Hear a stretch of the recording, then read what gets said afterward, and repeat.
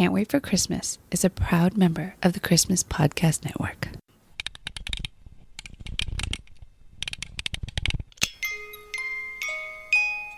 Hey buddy, what you doing? Is it Christmas yet? No, sorry, not yet. I can't wait for Christmas. Yeah, I can't wait for Christmas either. In fact, let's celebrate now.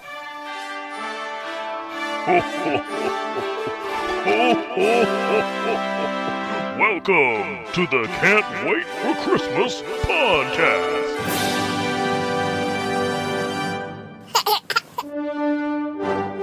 It's October 25th, 2024, and that means there's only 2 months left until Christmas. It also means it's the 70th anniversary of the classic film, White Christmas. To celebrate this occasion, I'll be joined by esteemed film critic and Christmas movie expert, Alonso Duralde. We'll also tell you how you can decorate your tree and help others at the same time, and Art from a Cozy Christmas podcast stops by to give us his 5 golden things. Okay, let's start the show.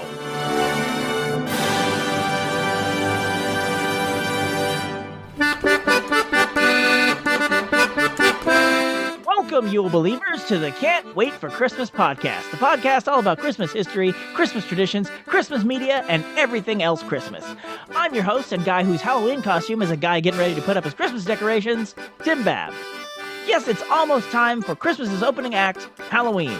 I mean, sure, Halloween is its own wonderful thing, but let's face it, Halloween is just warming up the crowd for the headliner, Christmas. Speaking of Halloween, it is an important date. In our first segment, we need a little Christmas now. We need a little Christmas now.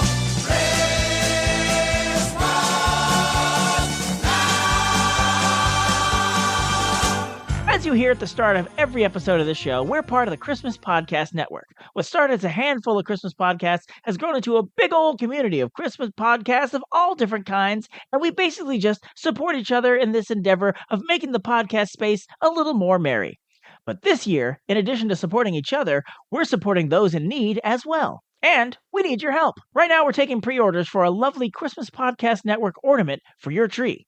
It's only $25, and that includes shipping in the U.S. But the best part is the proceeds from the ornament go to the Red Sled Foundation, a group that provides programs, services, holiday gifts, and essential needs for low-income, disabled, medically challenged, and terminally ill children in their local and national communities.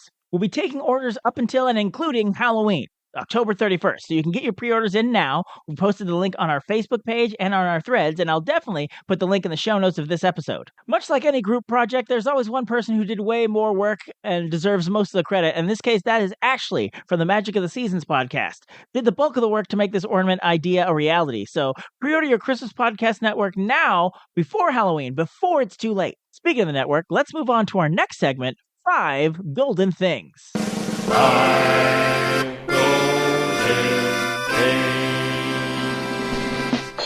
All year, I'm turning my countdown feature over to the other talented and merry hosts in the Christmas Podcast Network. Last time, we had Adam from the Merry Britsmas podcast join us, and if you haven't heard our September episode, I say you jolly well should go give it a listen. But wait, finish this episode first, because I'm delighted to welcome Art from a Cozy Christmas podcast. He's going to tell you a story, or 5. Take it away, Art. Hello, everyone. This is Art, and I host the Cozy Christmas podcast. And often on my show, I'll read Christmas stories to invite you to take a couple of moments to sit down by the Christmas tree, to relax and unwind, and hear some great holiday stories from years gone by. So today, for 5 Golden Things, I want to talk about Christmas stories that I would recommend to help you have a cozy Christmas. And this is by no means an exhaustive list. There are many that I could not add to this list just because I am limited to only 5 with some honorable mentions. So here we go. My list of the coziest of Christmas stories. Number 5. Victorian ghost stories. Now, you might think, wait a minute, ghost stories, isn't that better for Halloween? And in America, yes. But back in the day during the Victorian age, one of the traditions they would have is to stay up on Christmas Eve telling and reading ghost stories. And in fact, that could be why one of the most famous of all Christmas stories, A Christmas Carol, involves ghosts, because they would tell ghost stories on Christmas Eve. I don't necessarily have a favorite short story that sticks out, although The Signalman by Charles Dickens is a story that he wrote for a Christmas publication. It has nothing to do with Christmas, though, but is a proper spooky ghost story in and around an old train depot. Number 4. Old Christmas by Washington Irving. It was first published in 1876, and it's a collection of 5 short Christmas stories or sketches. Irving is invited to a friend's estate to celebrate Christmas in the old-fashioned way. It shows a lot of traditions and ways they would celebrate the season and a possible appearance from St. Nick himself. And as a special invitation to the Can't Wait for Christmas podcast, if you are interested in this story, I will be reading it on my podcast coming up probably in November or December sometime. It's well worth the read and a lot of fun and an interesting bit of American history. Number 3. We're going to fast forward the clock and come to more modern times. And number 3, I'm kind of cheating because I'm recommending 2 books, but only because they're part of a series. The series is written by author Matt Haig, and the first book is called A Boy Called Christmas, and the second one is called The Girl Who Saved Christmas. 11-year-old Nicholas, nicknamed Christmas, has received only one toy in his life, a doll carved out of a turnip. But he's happy with his turnip doll because it came from his parents, who love him. Then one day his father goes missing, and Nicholas must travel to the North Pole to save him. Along the way, Nicholas befriends a surly reindeer, bests a troublesome troll, and discovers a hidden world of enchantment in the frozen village of Elfhelm. But the elves of Elfhelm have troubles of their own. Christmas spirit and goodwill are at an all-time low, and Nicholas may be the only person who can fix things, if only he can reach his father before it's too late. This book, it's so beautifully written, and it's funny, and yet very heartwarming, and at times very sad. But Matt Haig just has written an incredible story to be topped only by the sequel called A Girl Who Saved Christmas. The Girl Who Saved Christmas is about a poor Victorian young girl named Amelia Wishart. Her mother falls very ill, so she is sent to the workhouse to work under the cruel Mr. Creeper. This has a very strong Dickensian flair to it, and in fact, Charles Dickens himself is a character a minor character that appears in the story. I read these books aloud to my kids. They loved them both. They are family friendly, at times genuinely sad, but with genuine laughter and bursting with Christmas cheer. For A Boy Called Christmas, I would suggest the audiobook. It's read by Stephen Fry. His heartwarming voice and cheeky sense of humor is just a perfect blend between actor and story. Number 2. The Christmas Hirelings by Mary Elizabeth Braddon. Now, Mary Elizabeth Braddon was a Victorian writer who was more well known for mysteries and thrillers and what many would consider to be not necessarily the heartwarming holiday stories. But she wrote this short novel. It's only about 130 pages long, depending on the edition. And it's about a man named Sir John Penlyon. He's an old widowed man, and he lives alone, and he has no family close to him. And as he's spending Christmas with his friends, they point out that Christmas is quite dull without children around. So they have this idea that they will hire some children to come to their home and bring the joy and excitement of Christmas. Now, Sir John Penlyon is kind of a Scrooge type character. He's grumpy. He doesn't enjoy children. And of course, the 3 siblings who are brought into his household upturn everything. And his heart is touched by especially the littlest of them. Her name is Moppet. She's a sweet and endearing character that would melt the heart of many a Scrooge. Now, as a Victorian novel, this can get a bit sentimental and at times maybe a little bit too much. But if you can't read an overly sentimental story like this at Christmas time, when can you? Honorable mentions. I'm going to suggest a whole genre for honorable mentions, and that is read a cozy mystery. The reason why I recommend it is that cozy mysteries are, by nature, cozy. Just about every cozy mystery series has at least one book that takes place at Christmas time. Many of these stories can be read out of order, so you don't have to read, the 5 or 10 books that come before it. in order to figure out what is going on in the story. If you are a diehard Christmas fanatic and you say, I want my cozy mystery series, I want to start with book 1 and I want the whole series to be about Christmas, let me tell you, that is not an impossible task because there are several mystery series that are based entirely in and around Christmas. A few of them are the year-round Christmas shop mystery series, and that tells a story of a woman named Mary who runs the Mrs. Claus's Treasures in the town of Rudolph, New York. Another one I recommend constantly is the Mrs. Claus Mystery Series by Liz Ireland. That takes place at the North Pole. Mrs. Claus is the main character. She solves mysteries, incredible world building, and a fresh twist on the Santa Claus mythos. And then there's the Christmas Tree Farm Mystery Series. That is also a wonderful, heavily Christmas-influenced series of mysteries. These and many others I highly recommend. They make for a great honorable mention. Number 1. This should come to no surprise if you've even listened to half of one of my episodes. It is A Christmas Carol by Charles Dickens. And for number 1, why not go big, right? This is the granddaddy of all Christmas stories. This is the one that inspired a nation to love Christmas again, if you believe certain reports. And you know what? I do. This is a book that has been translated into just about every language, that has been filmed multiple times, sometimes multiple times a year. Your favorite TV show or series probably has some kind of a twist on A Christmas Carol story. It is so well known, so why not read the original? I think you'll still find some surprises in it. It surprises me how many people have not actually read the story. So you should at least try and read it once, or if you're like me, have read it more than 25 times. That's how much I love this story.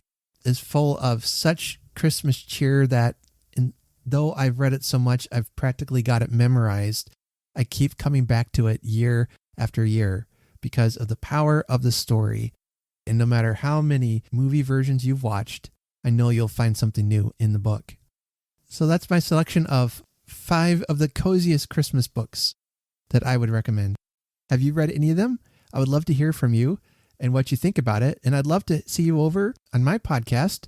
You can find my podcast on any major and a few minor podcast platforms, as well as going to www.cozychristmaspodcast.com. And remember, let's honor Christmas in our heart and try to keep it all the year.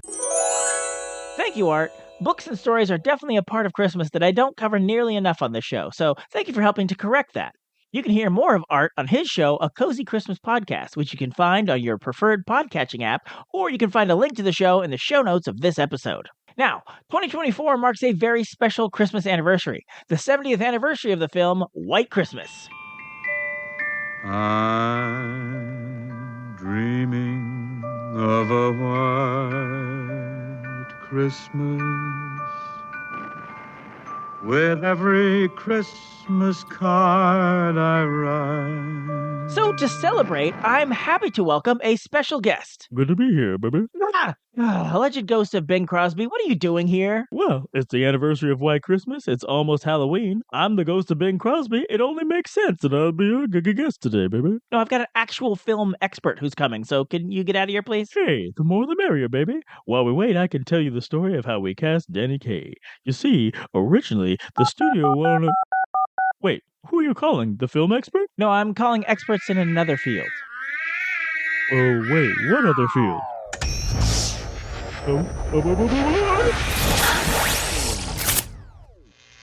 Thanks, guys. Okay, ghost busting aside, we can move on to my actual guest. I got the guy who literally wrote the book on Christmas movies. Yes, the author of Have Yourself a Movie Little Christmas, the prolific podcaster you can hear on Linoleum Knife, Maximum Film, and Breakfast All Day, as well as the chief U.S. critic for Film Verdict, Alonso Duralde. Thank you for coming on the show. Hey, thanks for having me. And not only did you write the book on Christmas movies, you also wrote with the Deck the Hallmark guys, the I'll Be Home for Christmas movies. because I know you're part of that team. Yes, the guide to Hallmark Christmas cinema. Exactly. And you have a new book out this year, Hollywood Pride, a celebration of LGBTQ plus representation and perseverance in film. That is not Christmas related, but an excellent Christmas gift idea. Why, yes, it is. So throwing that out there. So thank you again. Thank you for coming on the show. I wanted to talk to you about White Christmas because I know you're a fan. Yes, it is definitely. There are movies that are in the every 2-year, every 3-year rotation, but I'd say White Christmas is a pretty steady every December watch. So did you grow up with it, or did you discover it later? I saw it maybe once or twice as a kid, but it wasn't a staple in my home. It was really, I think my husband, Dave White, was a big fan of it. And he kind of turned me on to it as far as, making it a tradition. And over time, I have come to love it as much as he does. That's always cool when, as a couple, you can find something like, here's my thing that I like. And then you're like, oh, I've seen that. But now that I see that with, through your eyes or, right. With you and see your appreciation for it, I can appreciate your appreciation for it. Yeah, no, we're constantly bringing, he brought me to the musical Scrooge of 1970 with Albert Finney. I brought him a desk set with Hepburn and Tracy. So, it's always a good give and take. Well, and my wife got me into the Hallmark movies. There you go. So, I was at the movie theater watching probably Beetlejuice or something, and I saw that they were like, oh, for the 70th anniversary, we're going to do a screening of White Christmas. I'm like, well, I have never seen this movie. So since it's the 70th anniversary, I should probably look into it.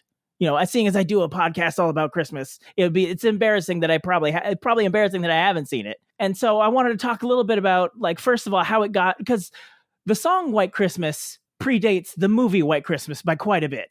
Right. Although it also, of course, comes from a movie from Holiday Inn, won the Academy Award for that. The song White Christmas has a fascinating history. There's, in fact, an entire book about that I would recommend. But, it becomes, it's introduced in Holiday Inn amongst a bunch of other really terrific Irving Berlin songs. And then right as America goes into World War II, it becomes this sort of one of the big songs of the war. So like if World War I was all about, over there and it's a long way to Tipperary, like White Christmas was that sort of keep the home fires burning song for Americans, where it was about, the ones I used to know. It's a song about nostalgia. It's a song about being together at the holidays. And for a lot of GIs, for a lot of their families who were, missing them on the home front, that song became very iconic in that moment. And so it then makes sense to, repurpose that song into a whole other movie, a decade or so after the war's over. Right. Because it was huge. It was they say now it's the biggest selling song of all time still, I believe. Absolutely. Yeah. I mean, it is, it sounds ridiculous to say it was the Mariah Carey's All I Want for Christmas Is You of its era, but bigger, and exactly. and yeah, we're talking the Beatles, Elvis, whatever, White Christmas is the biggest single of all time. And if it has been unseated by anything, it's been by Mariah Carey. But yeah, it is a kind of cornerstone moment of American pop culture that has, never gone away. So I'm sure the studio was the people behind the scenes were like, well, we have this thing, but it's attached to this movie that's not really a Christmas movie. So they're like, well, we gotta turn this, we're leaving money on the table if we don't make this into to make a movie around White Christmas. Right, exactly. So so Irving Berlin is like, sure, I would love more money, and I'm going to write a whole bunch more songs to go with this new movie. And the thing is, it is one of those films that had a bit of a tortured history. Like you hear, for example, that, when Casablanca was being filmed, they were still writing it as they were shooting. And so Ingrid Bergman spent most of the shoot not knowing who she was going to wind up with at the end of the movie. Coincidentally or not, the director of Casablanca, Michael Curtiz, is the director of White Christmas. I was just going to say that was such a great pull. There's a connection. I know. What are the odds? It's almost like you're a film buff. Exactly. I've been accused of worse. So then it becomes this thing where they they bring in first of all they want to reteam the original stars from Holiday Inn. It's going to be Bing Crosby and Fred Astaire, and then Fred Astaire drops out. Yes, and I heard two things. I heard two things on this. I heard when I was doing research for this, one of them said Fred Astaire thought he was just too old and didn't want to do it, and another one said he read the script and thought it was crap, and that's why he didn't want to do it. And then they subsequently rewrote it after that. Yeah, it is entirely possible that both of those things are true. But yeah, so Astaire drops out, and then for a while, Bing Crosby drops out because his wife Dixie dies, and he's like, I don't know that I want to go back to work yet. But then finally, he's back on board. They pair him with Danny Kaye. They bring in a couple of guys who had written like the most recent Danny Kaye movie, and they have something like 8 weeks to write the whole thing. So literally, sets are being built and costumes are being created while these two guys are like in a room somewhere trying to figure out a plot that makes White Christmas work. And the script might not be the high point of this movie, but it works. And there are a lot of memorable kind of one-liners and kind of bits of repartee between certainly between Crosby and Danny Kaye. It holds the thing together. It's at least enough of a connective tissue to get you from one big musical number to the next one. Right, which was the main point of these things back then. I mean, yeah, pretty much. Obviously there are people who got away with doing both, and there are great films that do both. But for the most part, this was like, how do we, what is a framework on which we can hang all of these new Irving Berlin songs? And one of the things that I think is one of the film's best ideas is they're sort of playing on this notion. Like I said, during World War II, the song White Christmas was kind of like our national, sort of healing song of people being torn apart. And so the movie then becomes an object of nostalgia for World War II itself. The song that had once, made soldiers overseas think about, their Christmases of their past and the ones they used to know, now the movie itself is like, remember World War II and how awesome that was?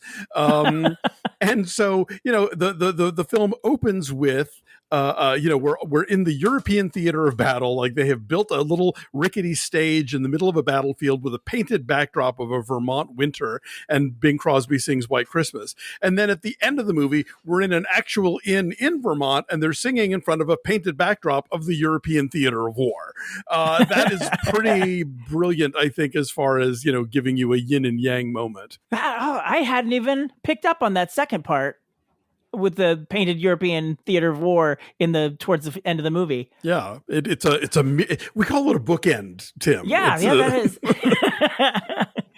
I will say, like, despite this film being like huge in the like Christmas landscape, I somehow knew nothing about the plot of the movie.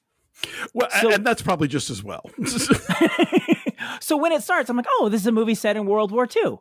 And then they're like, oh, everybody, we sure love this general guy. I'm like, okay, so it's going to be a movie about, how they have to get along because this general guy is leaving and this new guy is taking over. Like that's sort of the pretense of the scene at the beginning. Right.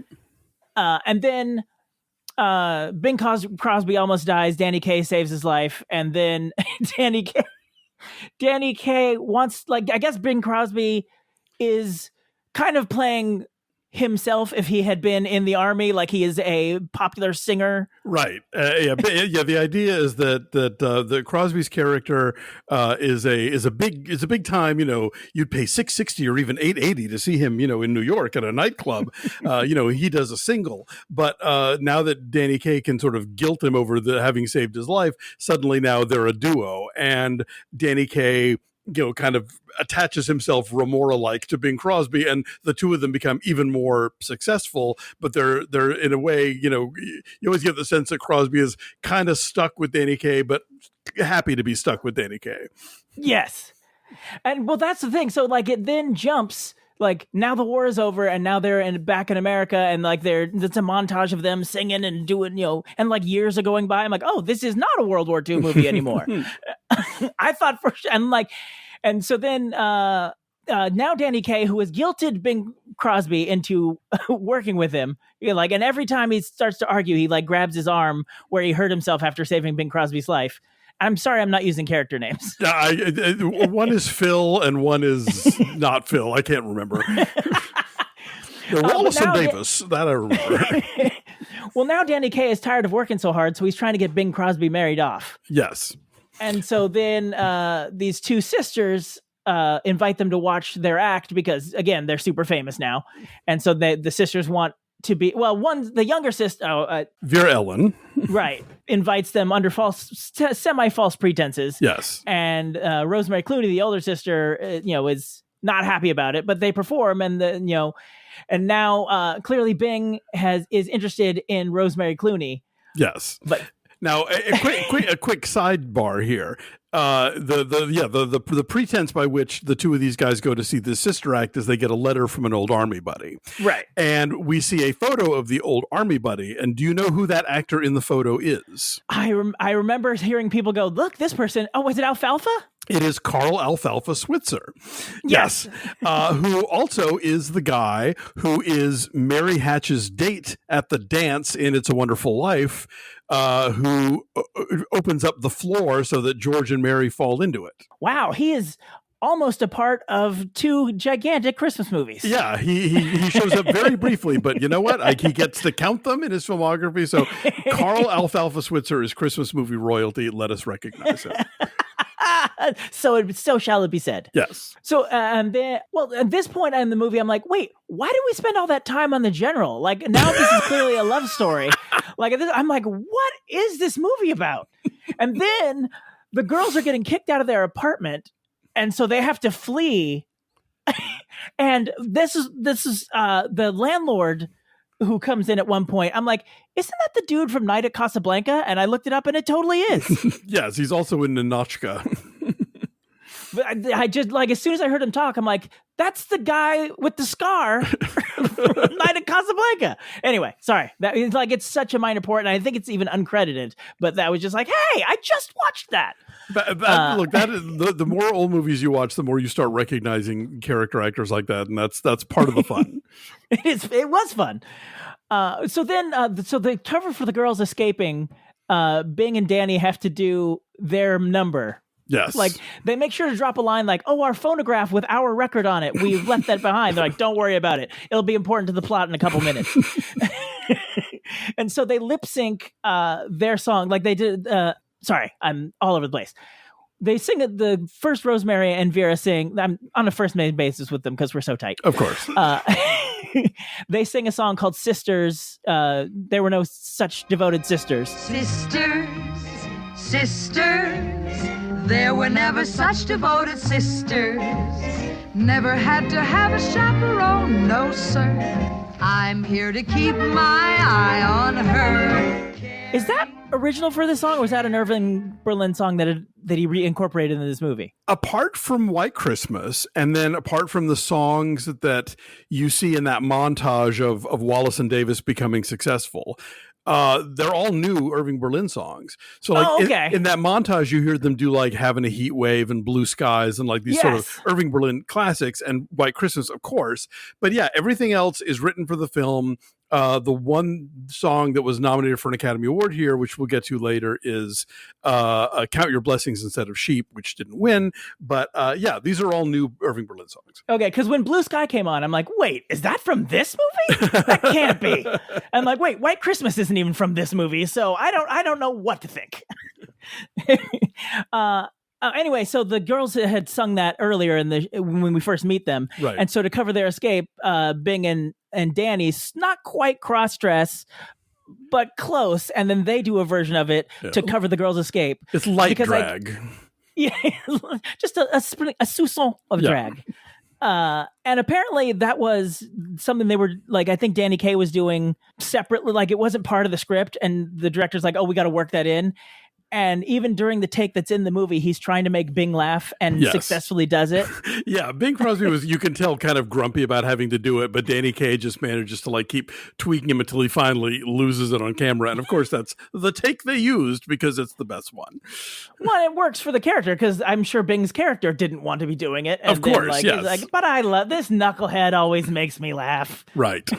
I had said before we started recording, I had promised Alonso I wasn't going to go scene by scene, but I am stuck in the mire. I swear I'm going to start going faster. So then they end up with the girls going to this inn in Vermont where the girls are booked. The sisters, I should say. They're girls. Girls sounds dismissive, and that's why I don't like him. Yes, exactly. It sounds dismissive, but I don't mean it to. And we get I would say the only new song in this movie that could even remotely be called a Christmas song. Snow. Snow, snow, Snow, snow, snow. it won't be long before we'll all be there with snow. Snow, snow. I want to wash my hands, my face, and hair with snow. Oh yeah, no, that's true. Yes, yeah. Now that you mention it, yeah, it is pretty much the only one. And even then, like, it's just a winter song. But I mean, there's plenty of Christmas carols that's what they are. But Absolutely. And then they get there. They get to the inn, and they find out the inn is not doing great because all that snow they were singing about, it's not here. It's one of those unseasonably dry. Yeah. And also it turns out that the inn that they were booked at is owned by the general. I'm like, okay, now I see where we're going. You thought they'd forgotten. I was like, why? And also, why do they cast such a young dude? I mean, maybe it's just my modern eye, but I'm like, his hair looks so clearly not white. Well, that they have just there's something he walked about under some baby powder. There's something about that early Technicolor that makes his hair look kind of blue, and it just is. We just have to work with that. I mean, this was the first movie filmed in VistaVision. Yes, and that's a whole other topic that I'm sure your listeners could not care less about. I just like how they kept saying it. Like, I'm sure at the time it meant something, but I'm like, this means absolutely nothing to me. Do you want the short version? Well, yeah, it's their color process. It's a widescreen process. Exactly, to compete with Cinescope. CinemaScope, right? Yeah, well, because everybody was losing their minds because television had happened, yes, and so people were staying home instead of going to theaters, and so everything had to become big and wide and loud and as colorful as possible. And so, yeah, VistaVision was a process where basically when you think of somebody holding a movie camera and there's like the reel on top and the reel on the bottom, and the film is going through vertically. VistaVision, the film went through horizontally. So you could make the image as wide as you wanted. You just like to tell them, like, you know what? In 70 years, everyone's going to be holding their phone/camera. So what we really need you to do is make it taller, apparently. Like, I feel like at some point the movie theaters are like, we're losing to TikTok. We're going to have to start making really tall movies instead of widescreen ones. Oh, you know what? I can see it happening, and so just don't even say it out loud. Oh, sorry. That's stricken from the record. So since there's no business at the inn, the sisters and Bing and Danny decide they'll bring their show there, and that'll get people to come to the inn, which seems like a great idea, except I don't see money change hands at any point. Spoiler alert, at the end of the movie, when they do finally get people to come, I'm like, what? Yes, there are people here, but no one's paying for anything. How does this actually help? Well, look, I mean, I'm assuming they have booked the entire hotel just for all the dancers and musicians to stay there. And so that in itself is like going to be enough to help out the general. But then apparently they have to take it even further and host this big reunion. Yes. So, now Danny Kaye and Vera have decided that they're going to work it out to get Bing and Rosemary Clooney together. And in a classic rom-com misunderstanding... Oh, well, yes, there's that too. But like, it's one of those things where they're totally into each other. And that's when they sing the song, Count Your Best Blessings Instead of Sheep. Right. You're worried and you can't sleep. Just count your blessings instead of sheep, and you'll fall asleep counting your blessings. But then after that, they're like, Rosemary gets something secondhand, and then everybody speaks about it in such a way that one 5-minute conversation would end the movie, so of course we can't have it. If anybody had used a proper noun or a different verb, we could all go home. Exactly. But also I wanted to say the count your blessings instead of sheep number.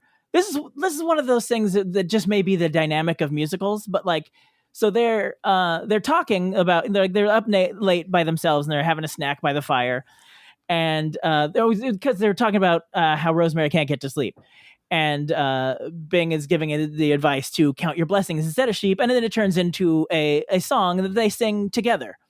Which I understand, like in the world of musicals, like, you know, sometimes you're getting to a scene and then like the emotion of the characters just becomes a song and then everybody moves on. Like, you know, we were just having a conversation.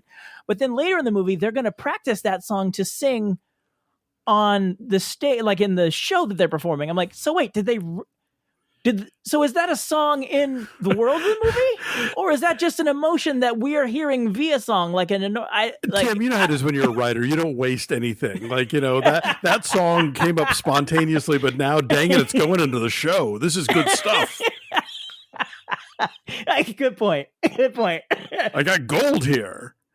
So then Danny Kaye. So anyway, then there's the misunderstanding. So then Danny Kaye and Vera, Ellen, they pretend. Sorry, yeah. So they're like, okay, the problem is Rosemary Clooney doesn't want to get married to Bing Crosby because Vera is not married. So she and Danny Kaye pretend to be engaged. And for some reason, Danny Kaye is totally against the idea. Like, I thought he was totally into her from the moment that they saw each other. And then all of a sudden he's like, oh, wait, hold on. Wait, I can't even pretend. Well, there's this weird thing about 50s movies where, like, the idea of, you know, the swinging bachelor, you know, giving up his freedom for the little lady is presented as like a last ditch scenario. Like, it's, you know, I guess if I have to, but otherwise, no, thank you.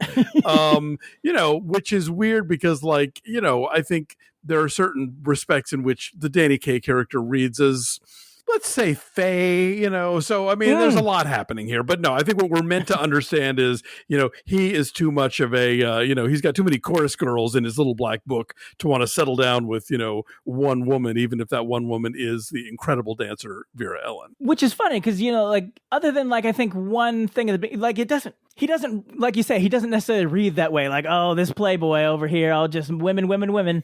Like, he's not a Sam Malone character. No. Which is my go-to, apparently. Like early in the very beginning of the film, he's like dating some girl in the chorus and he tries to set up Bing Crosby with her friend, who is played by the great Barry Chase, and I think one of the funniest people in this movie. The I like that. Not so much as a kiss my foot or have an apple. You know. She's brilliant. Oh, I did forget the one when Danny Kaye is talking to the two sisters when they first meet. I'm not even going to try and quote it, but he has such a funny, awkward line. Mr. Wallace was just saying how remarkable it was that Benny Haynes' sister should have eyes. I mean, blue eyes. That is, eyes... Nice out. I love it when a really old movie can make me laugh out loud, and that totally did. I'm like, I have to pause this for a second. Maybe it's because I can relate to being awkward around women, but that was just a beautiful bit of comedy. But yeah, the idea that he's not into Vera Ellen is weird, given that the very first time they met, they launched right into the best things happen while you're dancing. So, yes, the best things happen while you're dancing. Things that you would not do at home come naturally on the floor. The false engagement doesn't work. Rosemary Clooney full on leaves and somehow already gets a show like within a day. Like, her name's in the lights and she's got a contract in a show in New York. And they've had rehearsals and everything. Exactly. But yeah, there's 4 dudes with choreographed dancing. I'm like, didn't this happen 24 hours ago? It's like Enchanted. Does everybody know this dance?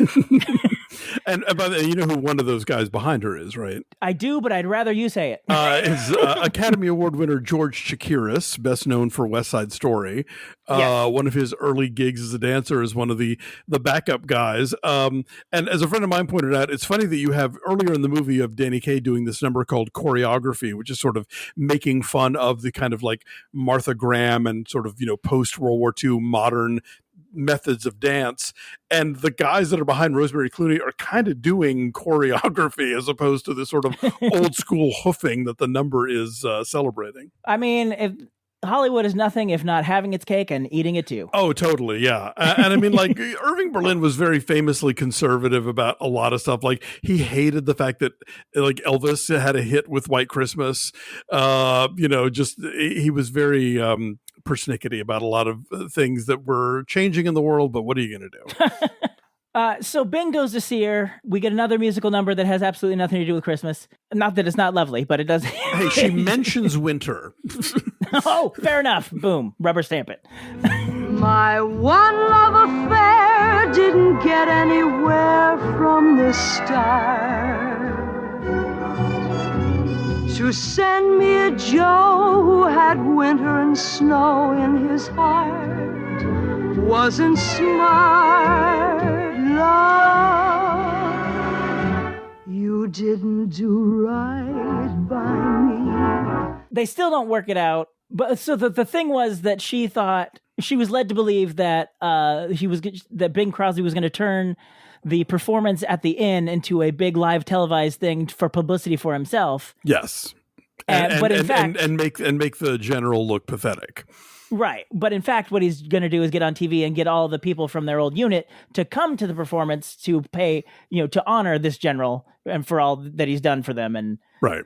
And so then Bing, so they still don't work it out, but then Bing goes on TV and Rosemary Clooney sees it. And I don't know how she's able to, other than they don't specifically say we're going to film it. Like, I don't get how she's like, oh, wait, everything I believed is wrong based on... Based on what he says, I'm like, I still think like she could still believe the same, like both could be true, right? Exactly. But whatever it is, it's enough. And she heads back, and all of a sudden she's back in the show, even though she hasn't been rehearsing for days. Hey, look, she clearly doesn't need it. If we've learned anything from the New York thing, like she steps off the train and 5, 6, 7, 8, ready to go. It reminds me of the climax of The Muppets Take Manhattan, where exactly. Kermit is on his way to the stage, and the other Muppets are like, hey, some of our friends want to watch the show. He's like, no, they're not going to watch the show. They're going to be in the show. And then literally the curtain goes up seconds later, and there's props, costumes, all of them know their lines and choreography. I was like, these people, like the Muppets should do everything, clearly. It's a musical. We just accept these things. All right. I should just make that a note for my life when watching musicals. And then so the general is indeed surprised when because apparently everybody happened to be tuned to that channel watching that show. And so they're passing it off like the Ed Sullivan Show. And pretty much at that point in time, everybody was watching it. Oh, all right. Fair enough. There were only 3 channels, All the troops do show up. Somehow the general is kept from knowing that they're there until he walks out. Yes. They do a salute to him, and then they do the show. And then finally we hear the song White Christmas again, which we only heard like a couple bars of at the beginning. But then they do this huge climax number. I'm dreaming of a white Christmas, just like the ones I used to know. Oh, I wanted to say I really liked the Santa outfits that both Gene and not Gene, Danny and Bing wore. The reds in this movie are eye scorching. Like I love the Technicolor red, like their Santa outfits, the red dresses that Clooney and Vera Ellen are wearing. Like they just not found in nature, and I can't get enough of it. I was watching some of the. I just this summer, coincidentally, I bought this as a Blu-ray at a garage sale. And I was watching some of the behind the scenes thing, and they said the costume designer really liked dressing men more than women. Rosemary Clooney said this in one of the interviews that was on the disc. She's like, she didn't really like dressing us, but she really liked dressing the men.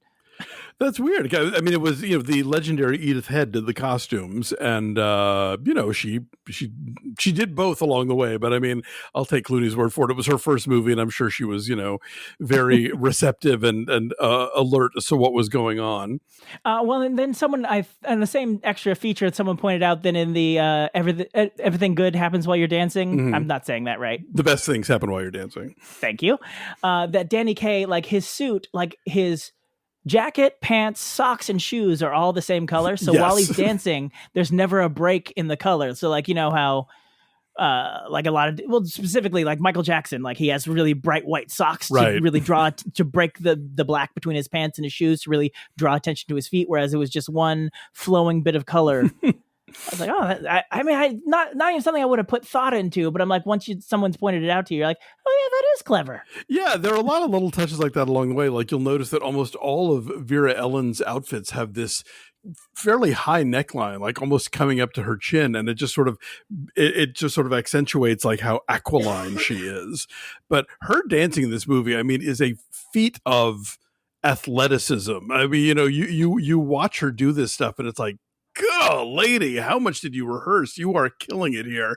And this is back in the day where dancers really rehearsed and really got good at this so that you could have long takes of them. So many modern musicals, they edit like mad to kind of hide the flubs. But when the camera stays on somebody and they're just dancing for a solid like 30 seconds a minute, like that's some real precise work there. Yeah, and exhausting. Like I've taken a little bit of dance back in the day when I had a body that could handle it somewhat. And I did ballet for one day and my legs were like, I will kill you if you try this again. Yeah, no, it is tough stuff. And she was apparently quite the perfectionist. So she really poured herself into it. So then White Christmas, and that's the end of the movie. I did skip one scene, but I figure we can talk about it now and sort of the legacy of this movie. I skipped several scenes technically, but there's a song. I believe it's called Mandy. Yes, Everybody Loves a Minstrel Show. Well, yeah, let's go back to Holiday Inn because this all kind of operates in context. No, and also the fact that like Irving Berlin was not born in this country. He emigrated, and a lot of the what they call the Tin Pan Alley musicians and lyricists of that period, the guys who were writing the big hit songs of like the 1910s and 20s. They loved minstrel shows. They thought they were super entertaining, and they had no cultural context for them because they, had not grown up in this country. And so that's where you get like Al Jolson in The Jazz Singer, which you look at now and it's like, oh no, let's not. But at the time, it was this very popular form of entertainment. And it was still holding on in like vaudeville and that kind of thing. And so in the first Holiday Inn, the premise is that Bing Crosby, retires from show business and he opens a hotel that's only open for holidays. So every big number is related to a different holiday, which is how you get White Christmas. But he does an Abraham Lincoln's birthday number called Abraham, in which Bing Crosby and the female lead of the film perform in blackface. And it is as difficult to look at as you might imagine. And it's why Holiday Inn doesn't get the TV play that White Christmas does. Yeah. By the 50s, they figured out they had to kind of thread the needle a little better. So yeah, there's a whole song about I love a minstrel show. And then they do the song Mandy, but they don't do it in blackface. So it's like they're teetering on the edge, but they don't ever like, They just assume you know what a minstrel show is, and we know what a minstrel show is, but we're not going to do a minstrel show, and we're just going to do this great. Oh, and look at that tap dancing, So yeah, you could watch it. Those scenes I think are fine in White Christmas, and if you're showing it to kids and they ask about it, obviously you then have to give them this complicated and tortured history of American pop culture. But White Christmas does not fully commit the sins of Holiday Inn in that regard. Right. Yes. And I will say though, like I'm watching, I'm like, whew. Like it's the equivalent of like, because it's like, oh, I sure miss minstrel shows, and it's like the equivalent of like, man, I miss telling racist jokes at work and like just making a whole song about it. No, believe me, you're not wrong, but I think at the same time, like, I mean, not to give them too much credit here, but I think that like that Irving Berlin's approach to this was cultural, but also ignorant at the same time. Right. Oh, sorry. I get oh, I don't want to be offensive, but I miss doing the offensive thing because it's not offensive to me. Not in a mean-spirited way. Like, oh, I miss offending people. Like I miss doing the thing. I didn't realize it. Yeah, that kind of thing. He's not missing it like he's an edgelord on Twitter. He's missing it in that the songs and the dancing and the jokes. I loved them so much. Right. Yeah, like I miss the character of Apu on The Simpsons, not because I really love offending Indian people. Exactly, but because because in my limited cultural space, I don't understand why other people have a problem with this. Exactly. I mean, I intellectually understand, but the kid in me who watched The Simpsons growing up had no idea. Exactly. But I will say, as soon as the number was over and they cut to because it's a huge, there's tons of people, there's this huge set and there's costumes. I mean, obviously it's a movie, but I mean, it's just very elaborate and choreography and they're really throwing their heart into it. And then they cut and there's just 3 people in the audience. That's another one that made me laugh so hard. Because it's a rehearsal, Tim. They pulled out all the stops.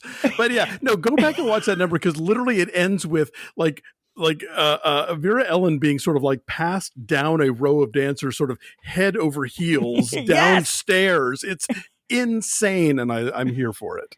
And then just the juxtaposition of there's 3 people watching this, but they're putting their all into it. Yeah, good job, you guys. Just do it that way on opening night. Yeah, I obviously have never been in that level, but I've rehearsed a couple plays before, and I feel like no one's going that hard for 3 people in the audience. Right, and again, the sisters weren't even part of this show before; they just showed up. They're like, "Oh, I got this. It was the standard flip down. Yeah, I got. Yeah. Can do. To wrap up here, I wanted to talk sort of about the legacy of White Christmas as a movie, and I'm going to start with perhaps a hot take. Okay, and I sort of alluded to it. People love to argue about whether or not Die Hard is a Christmas movie. I would say it is more of a Christmas movie than White Christmas actually is. And I don't mean that it's necessarily a dig against White Christmas. Sure. But I feel like, especially knowing all the script problems they had going into this, I feel like they just had a script about saving somebody, I got these guys have to save their old army buddies and also fall in love at the same time.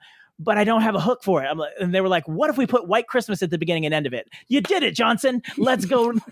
Let's get to work. Yeah, no, I mean, you're right. I think there's a lot of the plot that could work at any time of year and tied to another holiday or no holiday or whatever. I think it's a combination of factors. Winter obviously does key into the plot, so that makes it easy to make it a Christmas thing. There is not exactly a redemption storyline, but there's this whole thing of doing this good deed for the general so that he knows that his efforts haven't been for naught, that he hasn't been forgotten, that he hasn't been shoved aside, as the world has changed since the end of the war. And so that, I think, gives it a sentimental oomph, and it's a kind of homecoming, which is a very popular Christmas trope, even though no one's coming home in this. They're just they're actually dragging a bunch of GIs and their wives away from their homes on Christmas Eve to come to this inn in Vermont. But yeah, so point taken. I think it isn't necessarily swimming in Christmas, but over the years when I have this conversation with people is this a Christmas movie? Is that a Christmas movie? I've gotten to the point where I'm like, if you think it is, then it is. I know people who think of The Sound of Music as a Christmas movie just because they would always watch it at Christmas time, even though there's not a second of Christmas anything in it, apart from My Favorite Things, which has since become a Christmas standard, but that's a whole other conversation. I think you did a show about it already. Yeah, I did actually. So it's okay, sure, fine. And I've given up on the Die Hard argument. If you're not already on board, there's no convincing you. But I say yes. Eyes Wide Shut is a Christmas movie, and The Lion in Winter is a Christmas movie, and Less Than Zero is a Christmas movie. And you're not necessarily going to have a discussion of the birth of Christ or whatever, or presents being wrapped or whatever the sort of the staple hallmark, the tree lighting and the gift wrapping and the cookie baking moments. But I think there are a lot of different ways to sort of capture that the feeling that we have about Christmas, or the reason that we go to watch certain movies over and over again at Christmas time. And so I think the cultural weight of the song White Christmas really kind of pulls the whole movie through. You do have the song Snow. And you have, this notion of like snow itself being a key plot point. And that's funny because I remember when we were at Christmas Con, the first one in New Jersey, back 2019, I think it was. Yeah. You moderated the Hallmark Writers Panel. Yes. I believe. Yes. And one of the Hallmark writers, I'm sorry, I don't remember the name. I think it was Julie Sherman Wolfe? Yes. Oh, okay. Yes. I was like, I feel like Wolfe is in there. But I didn't have it off the top of my head. Anyway, she was talking about how she had pitched a movie to Hallmark where the central like worry, I was like, oh, we hope it snow, like we don't think it's going to snow for Christmas, but we hope it does. Right. And Hallmark was like, nope, that we can't have the audience wondering if it's going to snow or not. Like you have, I'm like, oh, White Christmas. I can see why. Cause in White Christmas, I'm like, is it ever going to snow? Like it's on the DVD, it's on the Blu-ray box. So I assume it's going to snow. That song's going to feel real dumb at the end if it doesn't. But well, I mean, I guess technically the song is about not having a White Christmas and dreaming about it. So I'm like, oh, are they really going to play into what the song actually meant? Yeah. Or, when it was actually written? Like, have you ever heard, do you know any of the versions of the song where they have like the sort of not spoken intro, but the kind of prelude to the song? Yeah, where it's talking about being in LA and or not Beverly Hills specifically. Yes, exactly. So, he kind of wrote the song as there was at least somewhat sort of satirically about being in California where it never snows and missing it. And then, it turned into this whole other thing, from how people took it to their hearts and what it meant to them. So a lot of people don't include that in the version they sing, although I think the Carpenters do and Barbra Streisand. There's a few that they still include that opening bit. It's the song because the song took on a different meaning. That like it's inconvenient that the song actually meant something else, so it's okay to just sort of like we're gonna focus on this part of the song that's that supports how I feel when I want to hear this song. Right. And it's not like I don't think that Bing sings that part in the movie Holiday Inn. Like it was, what was originally composed by Berlin, but I think in the movie they just cut right to the meat of it. And it's a weird song in itself in that it is one verse. Like there's no, or one chorus, however you want to break it up. But I mean, it's literally like these 8 lines that you repeat. There's no second verse of White Christmas. It's just what it is. That's a good point. I hadn't really thought about it. For how long it is, there's not a lot of meat on the bone. No, but like but what's there is churse, as Spencer Tracy would say. It's all vibes, as the kids would say. I'm in touch with the kids. Of course, I can tell. Well, Alonso, thank you so much for coming on and talking about White Christmas. Oh, my pleasure. Like I said earlier, if you want to hear more of Alonso, he's on not 1, not 2, but 3 great podcasts: Linoleum Knife, Maximum Film, and Breakfast All Day. You can read his film reviews at Film Verdict. And before we go, tell him about your book, Hollywood Pride, that everybody should go buy a copy of. Sure, yeah. It's a queer history of Hollywood on screen and off, from the dawn of silent film to Everything Everywhere All at Once winning Best Picture, and kind of goes through the decades and talks about the films and the artists who made them. And I loved doing it, and I'm thrilled that it's out there in the world, and you can get it as a book or as an ebook or an audio book, which I read if the sound of my voice isn't sending you right into the hills. So check it out. But also, this festive time of year, check out my books. Have yourself a movie Little Christmas, and I'll Be Home for Christmas Movies, which I co-wrote with the guys at Deck the Hallmark, which is another podcast that I pop into with some regularity. Again, thank you so much for coming on the show, and happy birthday, White Christmas. May your days be merry and bright, and may all your Christmases be white.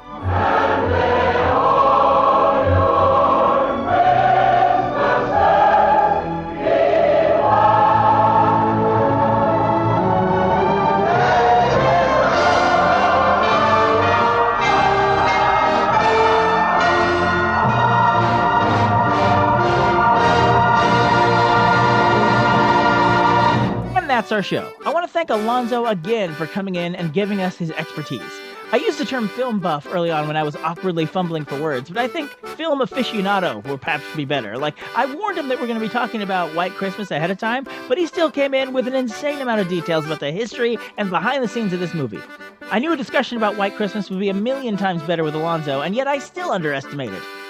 I'll put links in the show notes to his other podcasts, Linoleum, Knife, Maximum Film, and Breakfast All Day, as well as a link to his new book, Hollywood Pride, a celebration of LGBTQ plus representation and perseverance in film, and his 2 Christmas books, I'll Be Home for Christmas Movies and Have Yourself a Movie Little Christmas. All of those links will be in the show notes, and you'll be doing yourself a favor if you check them out. Speaking of links in the show notes, be sure to check out Art on his show, A Cozy Christmas Podcast, and don't forget to order your Christmas Podcast Network ornaments by Halloween to support the Red Sled Foundation. Okay, that's all I got for you this time. I will be back on November 1st with an experimental bonus episode for Christmas Podcast Day. Hope you'll join me for that. And until then, Yule Believers, keep laughing all the way. And that was Christmas 1983. Actually, Dad, it's 2024. Oh.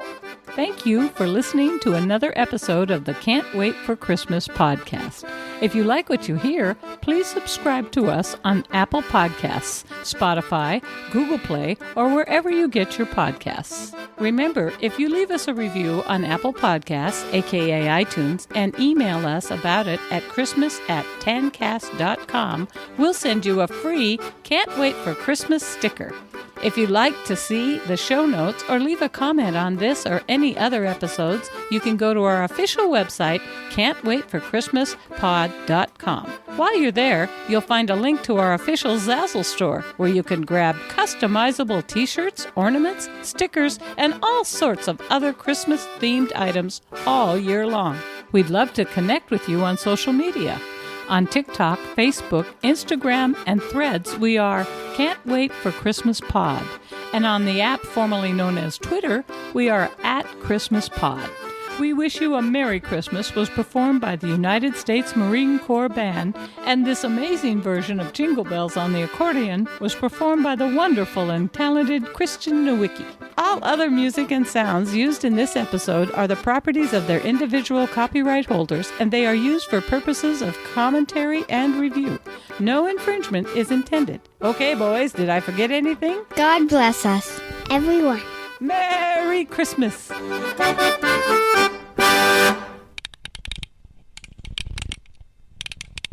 And you have a new book out this year, Hollywood Pride, a celebration of LGBTQ plus representation in and I'll cut me in saying that correctly. It's perseverance. It is. Well, and I'm just so illiterate. That's the only issue with me. Well, and my wife got me into the Hallmark movies. There you go. The smartest one she showed me was 9 Lives of Christmas with Brandon Routh and Kimberly Sustad. I was like, oh, I mistakenly like, oh, are they all like this? Because I heard they were all the same. Because this is great, and like, there's varying degrees, but I just love that movie. And then I was like, I'm willing to take a chance on the rest of these. I would venture to guess that's a lot of people's gateway drug. I have to say, you have an excellent podcasting voice. Just speak like, because it's not like, hey, but it's also not like that NPR like, hey, we're talking about that. But it's like it's both, like, it has the tone, but also like there's a friendliness to your voice. It's like I'm leaning in as I'm listening the whole time. I'm like, yes, keep talking. That's very sweet, Tim. I appreciate it. I mean, it's not like you can do anything about it if it wasn't great, but you have a great voice. Yeah, you got to get to the gym and work out your voice, man. That's never happening. Yeah. Again, thank you so much for coming on the show, and happy birthday, White Christmas.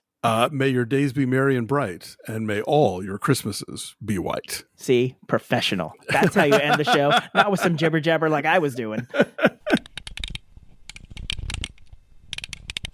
You can get your pre-orders in now. We've posted the link in our Facebook page and on the threads, and I'll definitely put the link in the show notes of this episode. Did I ever say pre-orders are due by Halloween? Nope. Speaking of the network, let's move on to our next segment. It's a segment. It's like a segment, but I turn off midway through the word segment. Segment. Alleged ghost of Bill Crosby. Bill Crosby? Hello, it's me, Bill Crosby. I'm dreaming of a white Christmas.